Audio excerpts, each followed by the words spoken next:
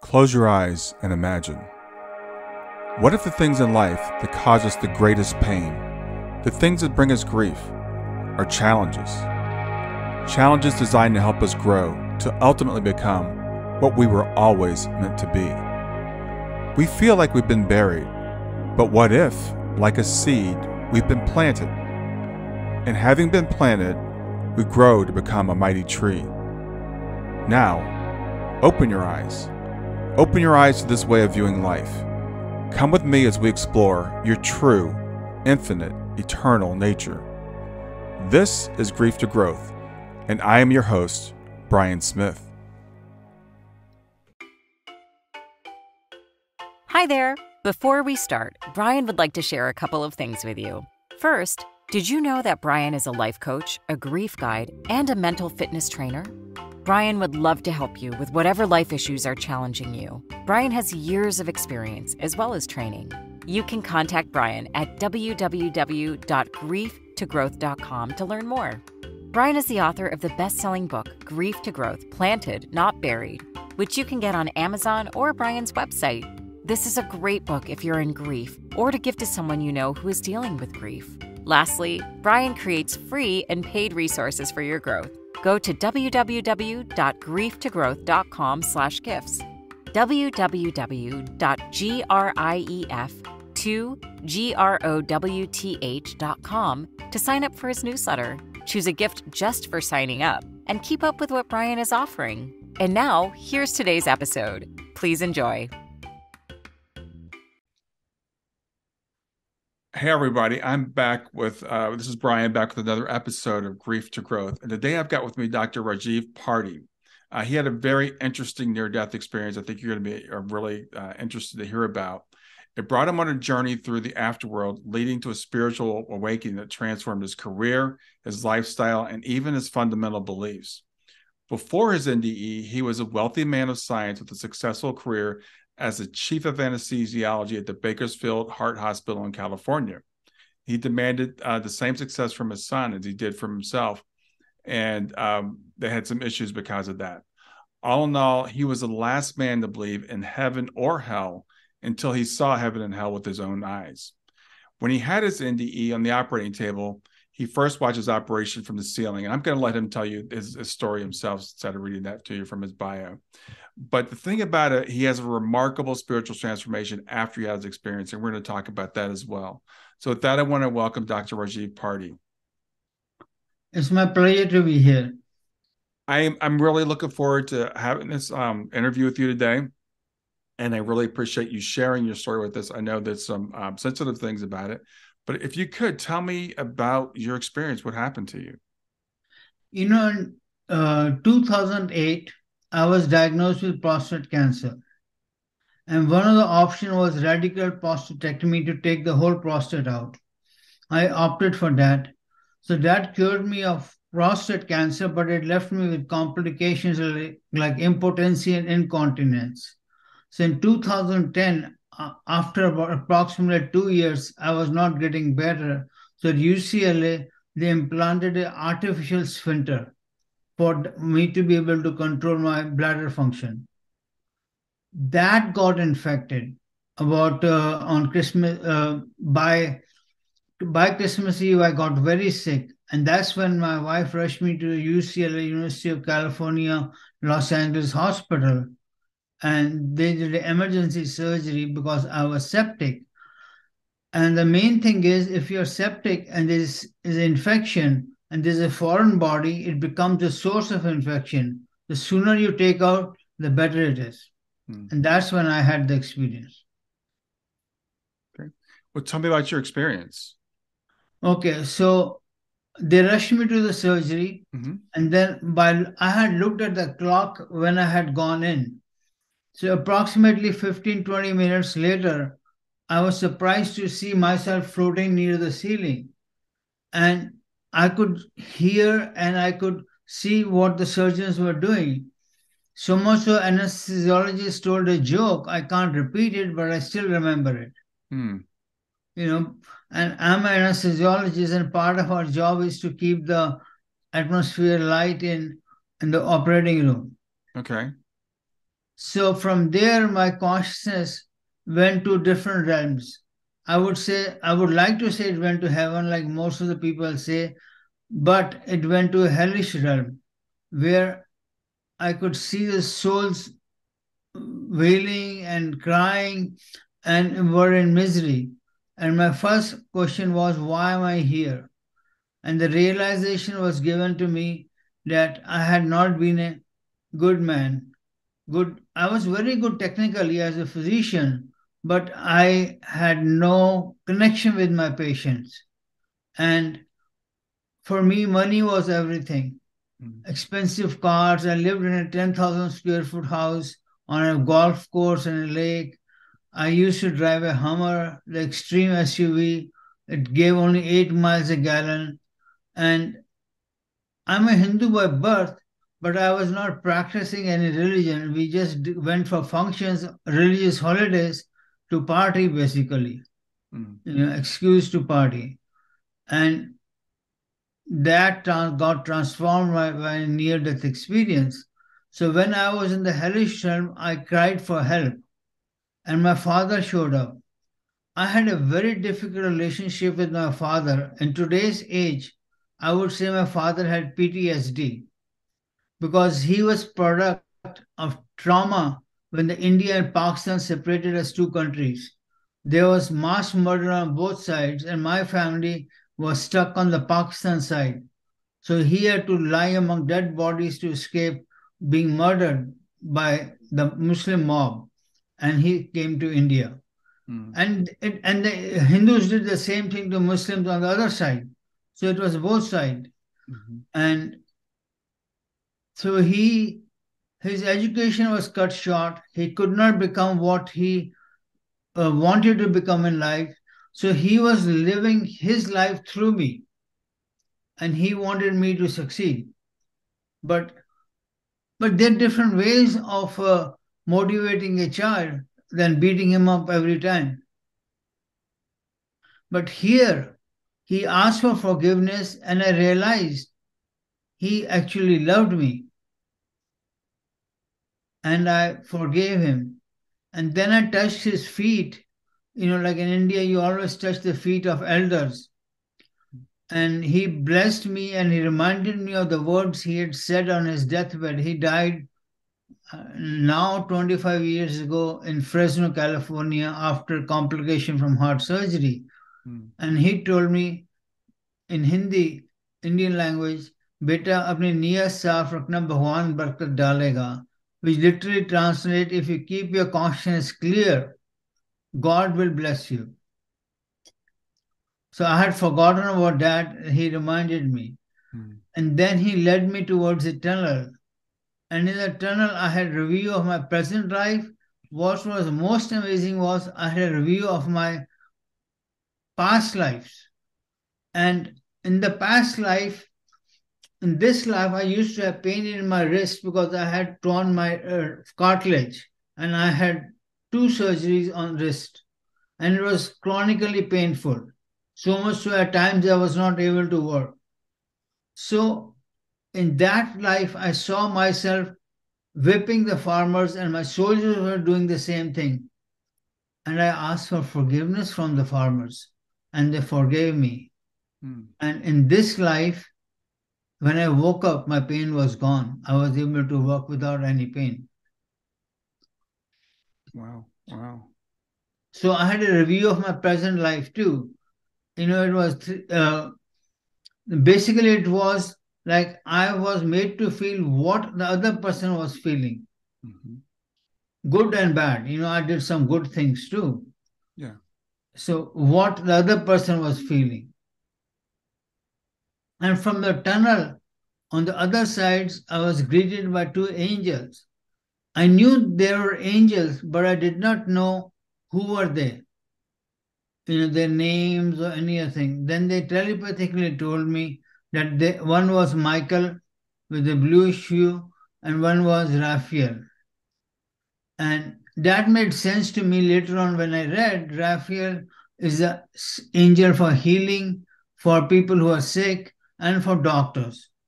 And Michael is the chief of for strength is a chief of angels. Hmm. And they guided me above a meadow towards a light. A stream was flowing, and I could distinctly hear the sound Om. And when I was in the presence of light, it was like thousand suns, but it was not hurting the eyes. And then I was given the realization that it's not my time yet, but my life will change dramatically. I have to quit anesthesia and become a spiritual man and help people wake up. And that's what my transformation started. And then I woke up in the recovery room with a jolt. I told the nurses about my story. They believed it because they had heard similar stories from before. But when I told the doctors, oh, you must be dreaming or something, maybe hallucinating. I told that to my family. My wife believed, my daughter believed, my sons were agnostic about it. Hmm. You know, it didn't matter to them. Hmm. So, but when my life started changing, then my wife for sure believed it, that something happened. You know, Yeah.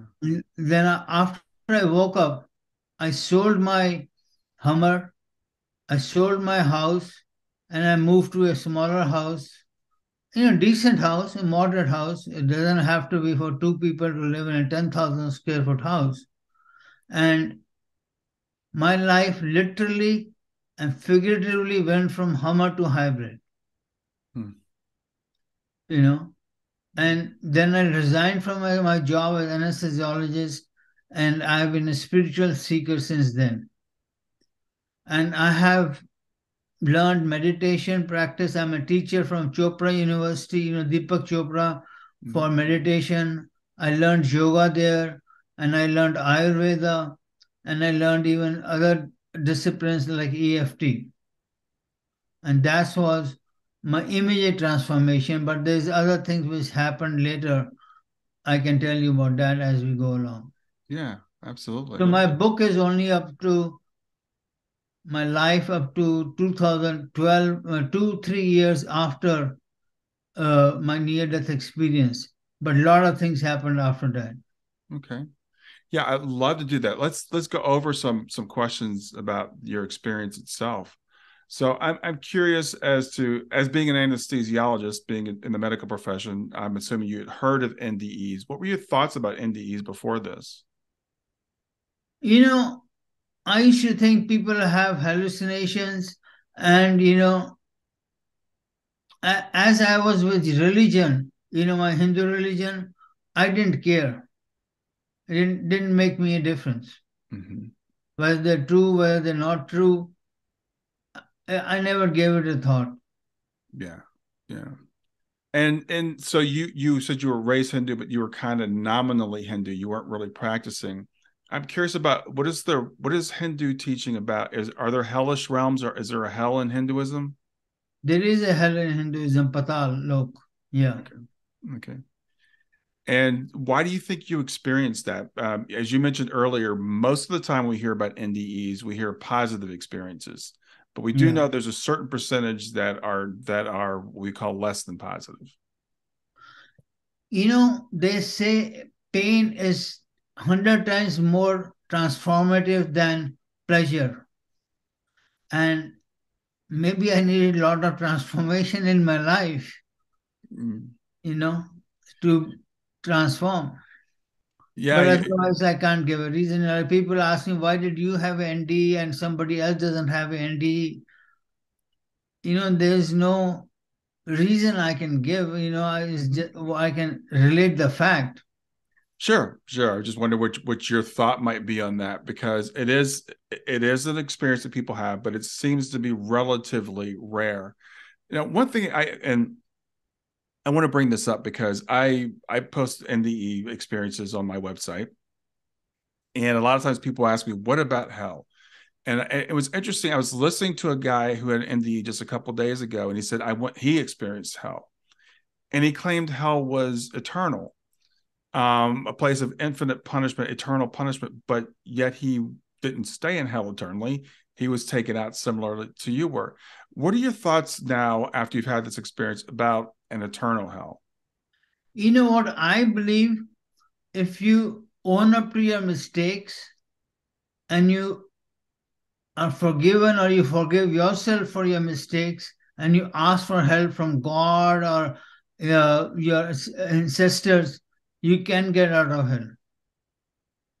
Yeah, that seems to be your experience. And as I said, I've heard a couple of people who have had these experiences, and they'll insist that hell is internal, yet they're also always removed from hell themselves. This guy Yeah, said he was taken down and he almost touched the lake of fire, and then he was, he was rescued, and that seems to be a fairly universal experience. that's what I'm saying. I was rescued by my father. Yes, yes. And you said your father and you had a strained relationship. So were you surprised that your father was the one that rescued you? I was very surprised. He looked much younger, and so that was the first realization I had. He loved me after all. Mm-hmm. Growing up, I thought he didn't love me. I got my share of beating if he had a bad day in the office, and I did even a small mistake, I used to get beating. Mm-hmm. Yeah. And you had mentioned in your bio that your relationship with your son, I think at the time was kind of strained. Do you think that was a result of the relationship you had with your father? Exactly, because I was becoming my father, Mm-hmm. because he was not good in studies, and I wanted him to become a doctor, not considering what he wants to do. Yeah. So after my NDE, he flunked his medical school, but I was calm. And I said, if you don't want to be a doctor, you can leave. So he left medical school and then went into computers. And now he's in San Francisco and very happy. Yeah. He is not probably making as much as he could have made as a doctor. But the main thing now I realize it is the happiness and joy you get from your work. Mm-hmm. And you said before your NDE, you were pursuing material things. You had the house, you had the car. Did you feel like that stuff brought you happiness? It didn't. It was always more, more, more. To be honest with you, I had initially done pediatrics residency, but pediatricians are the lowest paying specialty in America. Yeah. So I said, let me go to a specialty which makes the maximum money, very good money. So I went into did second residency. Residencies are not easy Mm. in anesthesia, so I could literally double my income. Yeah, yeah. I think a lot of us think that making more money, having more stuff will make us happy, which is an interesting illusion because when we talk to people that have the level that we think we would be happy at, they're not happy. Yeah. So like I think in the basic, I have read also, they have done a lot of studies. If the basic needs are met, food, shelter, in a car which takes you from one place to another, then the amount of money doesn't make you happy. Mm-hmm. Mm-hmm. That's my experience. It's the relationships which make you happy. Yeah. And there have been studies that have actually backed that up. There's that happiness, once you reach a certain level of income, and it changes, of course, but once you reach a certain level of income, the happiness scale does not go up as you make more money. Yeah. Hmm. But you still need your basic needs met. Yes, absolutely. Absolutely. So, you said a lot of times when people have near death experiences, they're very reluctant to share them with other people. And I think especially a doctor, because doctors are trained to be very material. You could disagree with that if you like, but so you actually shared with the nurses pretty much right away that you'd had this experience. Yeah. Okay. And I shared with my colleagues too. They thought, and then that I'm resigning. They thought I've gone crazy to give up such a lucrative job. Mm-hmm. I was making really good money to give that up to follow a spiritual path. They thought I'm crazy. So when you were in the operating room when you had this experience, is there any documentation that your heart stopped or anything like that? in the medical record. Okay. And you were able to tell them the joke that the anesthesiologist had told while you were out. Was there any explanation for that? Your ability to do that? No, it was my experience. Mm-hmm. I'm just curious if the doctor said, "Well, this is because of As an anesthesiologist, I can tell you, hearing is the first sense which comes back. Okay, And he said, maybe you were light in anesthesia, but if I was light in anesthesia, why was I not in pain? yes, yes, If I was light in anesthesia, I should have pain, right, but I didn't have pain. right." And I was listening to one of your accounts earlier. I think you said you saw some family members who were still here when you had your experience. Is that true? No, I saw my mother Mm-hmm. as in India. In India, right, right. And what was she doing at the time? She and my sister were discussing what to cook for dinner because it was morning time here, it was evening time there. Mm-hmm. Then I called my mother when I was well enough to call, and she corroborated that. So it sounds like you never had any doubt of your experience. You did you think, okay, well, maybe I was light in anesthesia, or maybe this was a dream, or did you know immediately that this was real? I know it was real because, as I said, the changes which happened in me Mm-hmm. and all of kind of fast. That is the proof. Yeah. And your belief in reincarnation before this, again, I know your background is Hindi, and I know that's common in the Hindu religion, but did you give it much thought to reincarnation? Growing up in India, it is given that we are reincarnated. Mm-hmm. So I believed before, but I didn't pay attention. So my belief was confirmed because I saw my past life and my wrist healed. Yeah. So Yeah. it's never late to forgive somebody or ask forgiveness, even if you did it in the past, the person has died, or you can still ask forgiveness. I think that's a very important lesson. I've heard so many people. I deal with people in grief, and we have regrets because we said something, or we didn't say something, or we did something in the past, and I'll hear people say, "Well, it's too late to ask for forgiveness because they're gone." So, how would you respond to that? No, you can still they still have spirit. You know, you can Mm-hmm. ask forgiveness. You can write a letter to them and just burn it and let it go through the ethers to their spirit. Yeah. So, how did your family respond to your changes when you again, I think there's a lot of evidence why near-death experiences are real, and you had a couple of what we call veridical things. You could tell the joke that the anesthesiologist told. You could tell what your mother and your sister were doing in India at the time you had your operation. But the other things about NDEs that is amazing is people literally change their lives, and people don't change their lives because of hallucinations. So, how did your family respond to that? Okay, as I said, my daughter believed, my wife believed, Mm-hmm. but my boys, they were agnostic. They didn't care. But 5, 6 years later, my marriage improved. I've been Mm-hmm. married for 35 years, and then my marriage started falling apart.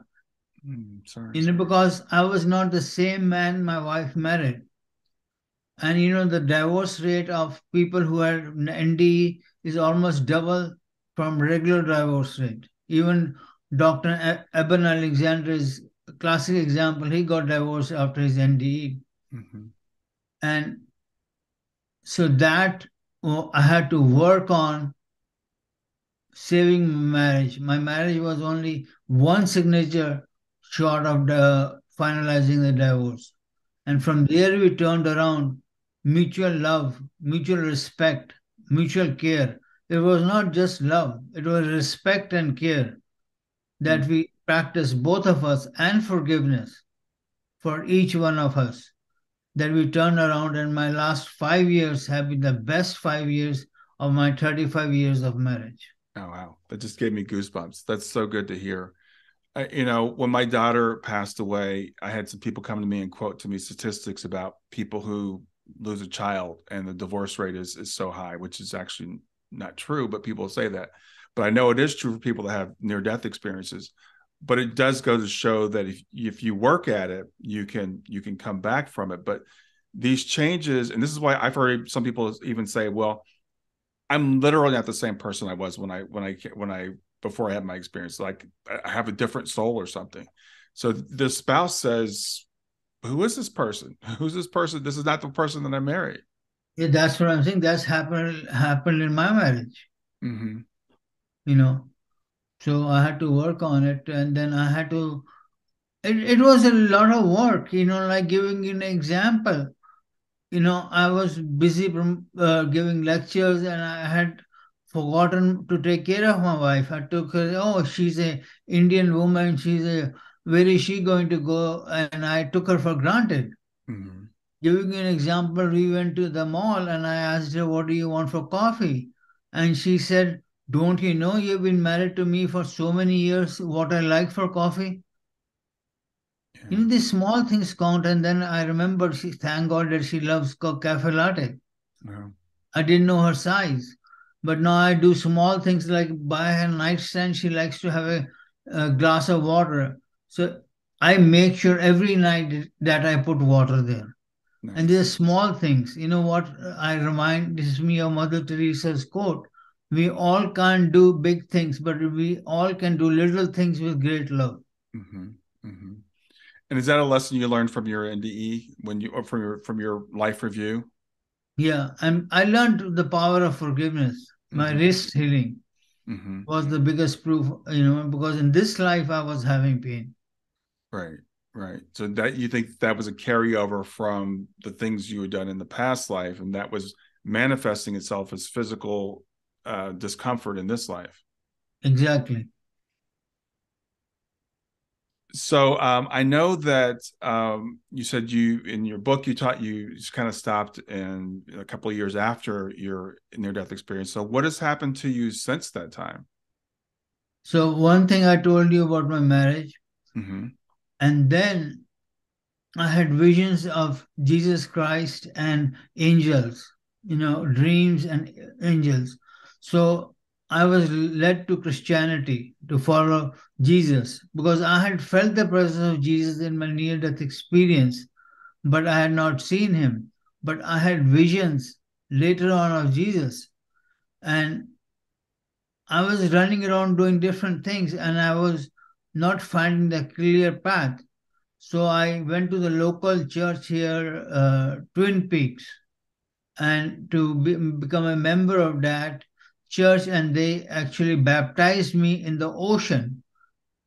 It was, like they said, Jesus was baptized in Jordan River. Right. So, so they baptized me in ocean, the Pacific Ocean. It was scary because I don't know how to swim. Mm-hmm. It was, but it was a short dip only. Mm-hmm. And there were two people behind me, two people in front of me, in case I float away.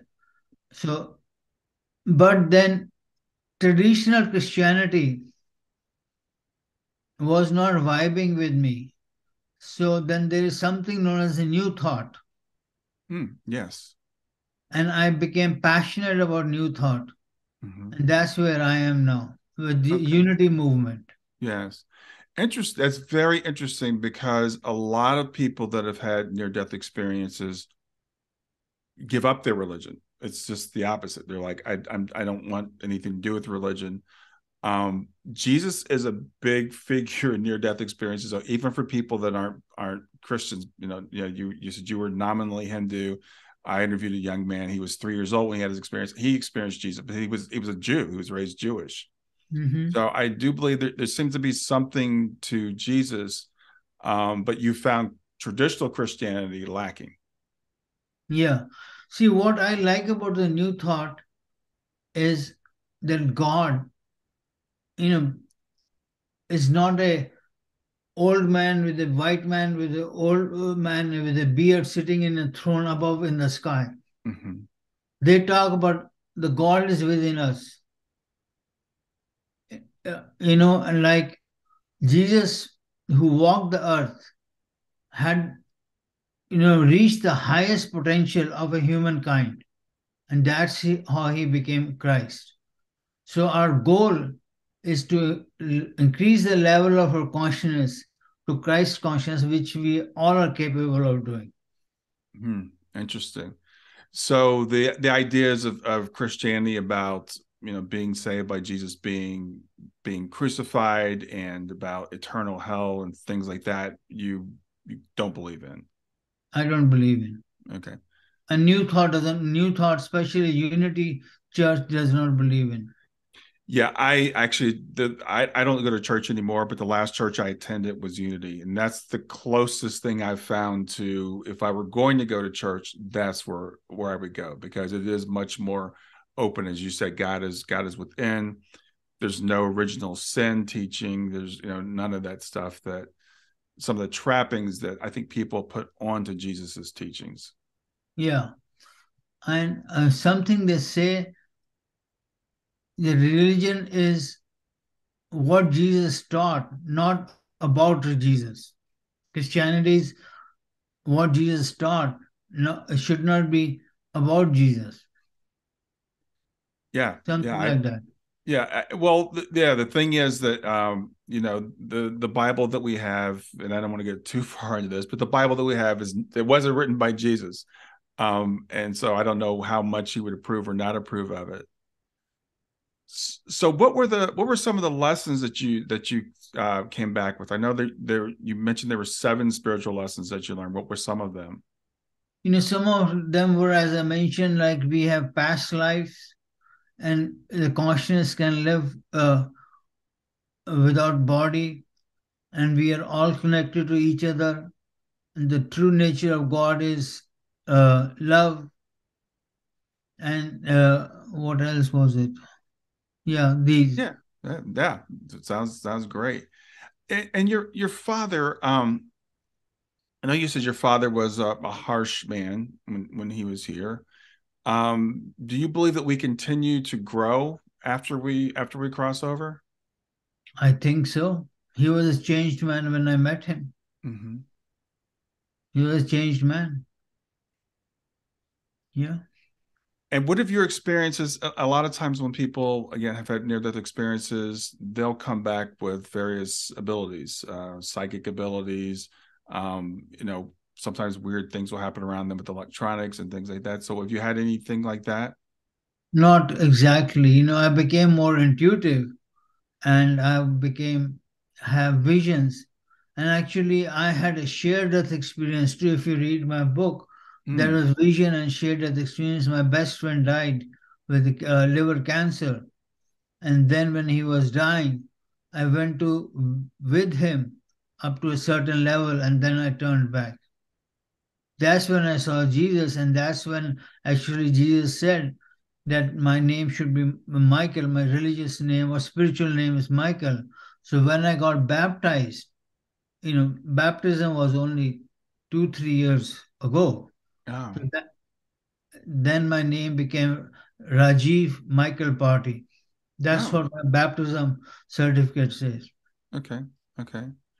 So you have had other experiences. You said you've had visions and you had this shared death experience, which is something that a lot of people aren't really familiar with. I wasn't myself until just a few years ago. Yeah. Shared death experiences like somebody near and dear to you or nurses working in a hospice experienced, your soul goes to a certain level Mm-hmm. towards heaven or hell or, on the journey of the other soul. But there is a fence, there is a valley, or there is a river that stops your soul, but the other soul keeps going. Mm-hmm. So you are told to go back. And so what was the barrier that you saw when you crossed with your friend? It was, I think, a wall. Okay. Okay. Were you there? Were you present with him physically when he crossed, or were you at a I distance? was actually, I saw him at night, and then in the morning, I woke up suddenly, and then my wife told me he just passed. Okay. Okay. I saw a light in my room. Oh, okay. And have Yeah. you had any experiences of him since then? Has he come to you at all in any kind of way? I see him in dreams, Okay. in vision and dreams, you know. And, like for me, the biggest proof is that I became and went to Christianity. Hmm. Yeah. Yeah. So you're a totally changed man at this point from who you were Totally, before you had this experience. And so, what is it you're doing today? So Unity has a program called Licensed Unity Teacher. So Hmm. I'm studying to be a licensed Unity teacher, and I have given my application to be a minister school of Unity. So if I get accepted, I'll become a reverend. So then I'll be giving sermons every Sunday and be a help to my community.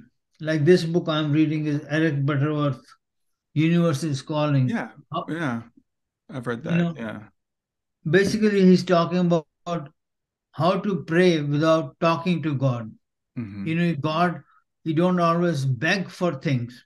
You're not trying to p- please God with flattery. Hmm.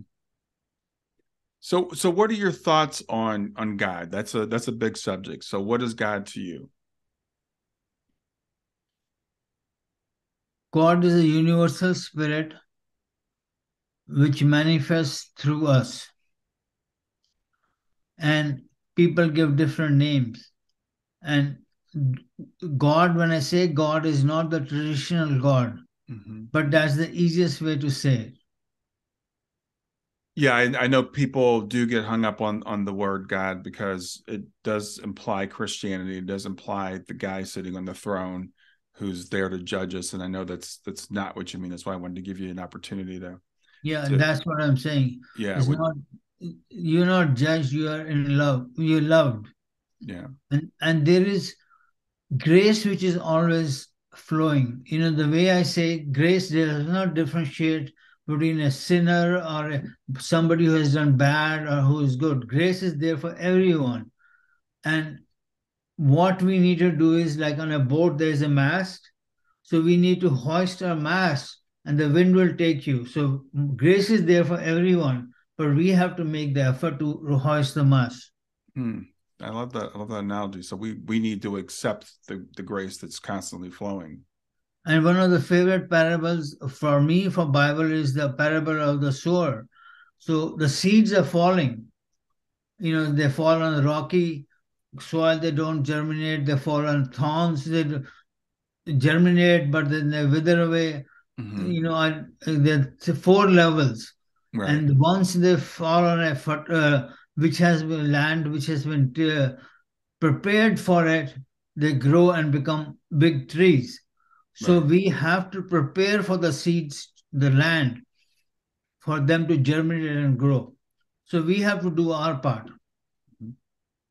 So, what are your thoughts now? I know you didn't. It sounds like you didn't think about death much before your experience, but what are your thoughts on death now? When someone passes, like your friend, for example, how do you view that?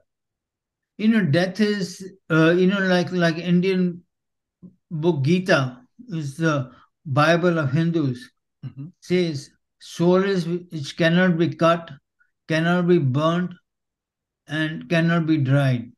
So death is basically changing of clothes for the soul. The old body has worn out, so the soul leaves that body and takes birth as a new body. Okay. So you don't see death as an end to anything other than the physical body. Yes, sir. Okay. Well, your experience is fascinating, and I thank you for sharing it. I know sometimes when people have what we call negative, I don't like the word negative, but less than pleasant near-death experiences, they feel some sort of shame about sharing them. And I think we shouldn't turn away from all experiences, because I think they can all teach us something. Yeah, that's what I'm sharing. I could have, said I went to heaven, to look good, but I need to say what things happen. Well, it's PMH Atwater tells a story about, I think she was in a room giving a lecture, and someone stood up and said they had a hellish near-death experience, and they said it was the best experience of their life. And another person said they had a heavenly near-death experience, and they said it wasn't the best experience of their life. But that it seems to be, for some people, kind of a turning point, kind of a wake-up call. Yeah, it was a wake up call for me. That's why my book name is Dying to Wake Up. Right. So I'm in your opinion, and I know, I'm asking something you may not have an answer to, but that experience you had, that hellish experience, do you think that's like a self-imposed thing? It's because is it self-imposed, or do you think it's imposed from the outside? The hellish experience is, I think, self imposed. As I said, you have to be responsible for your actions. Mm-hmm. Yeah, that would be my understanding. I think sometimes people, when they cross over, subconsciously maybe even feel like, I'm not worthy of going to that blissful place, and that it seems to me that to be a temporary thing, as it was for you, until we realize this is not where I want to be. Yeah, and then you have to show some repentance to make amends and ask for help. As I said, grace is there Mm-hmm. for Mm-hmm. everyone in this life and in the afterlife, and that grace can save you. Yeah, yeah. Well, anything else you'd like to share before we end today? No, it was a great conversation. Yeah, I thank you very much for doing this. I think this is, again, a very, very important lesson, because when we hear these reports, right, and I don't want to ignore the negative reports, or the not so pleasant reports, but we need to put them in some sort of context. And people have taken this idea. Someone says, I went to hell, and I've heard several people say this, and I can't emphasize it enough. I went to a place of eternal torment, but universally they're not there. So they were all taken out. So Howard Storm famously had a not so pleasant Yeah, near-death Howard Stone, experience, right, right, but as right. soon as he asked for help, he was taken out. And every time I've heard anybody share a negative experience, they were somehow rescued from it. And I think Yeah, that's a very important lesson, that there that is I no. believe that. People ask me how to get out of hell. I Mhm. said, own your mistakes, ask for help, and pray. Yeah. And the other lesson I take from that is, it's never too late. It's Um, never too late, and forgiveness is never too late. That's one of my best advice. yeah. Well, Dr. Party, thank you so much for doing this. Thank you, Brian. It was my pleasure. All right. Enjoy the rest of your day. Okay, thank you.